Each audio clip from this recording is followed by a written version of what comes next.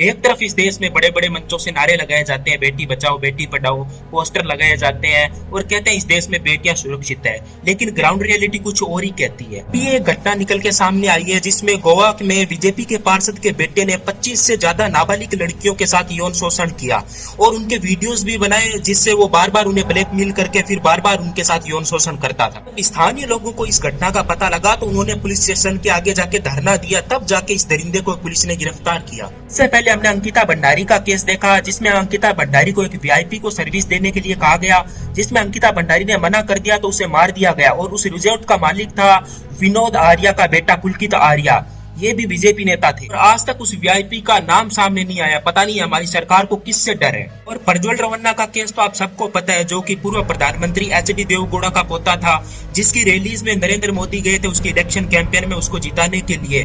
उसके ऊपर 400 से अधिक महिलाओं का रेप करने का आरोप था और उसके फोन से 3000 से 2900 वीडियोस मिले थे, जिनके जरिए वो उन महिलाओं को ब्लैकमेल करता था और अब उसे उम्र कैद की सजा हो गई। इसके भी लिंक बीजेपी के साथ थे। गोवा से लेकर देश के अलग अलग हिस्सों में ऐसे नाम सामने आए जहां सवाल उठे, आरोप लगे, लेकिन सिस्टम चुप रहा। अब हमारे द्वारा चुने गए कानून के रक्षक ही ये सब करने लगे तो अब हम भरोसा करें किस पे। लेकिन सिस्टम चुप क्यों रहा? क्या वो आम आदमी नहीं थे इसलिए सिस्टम चुप रहा?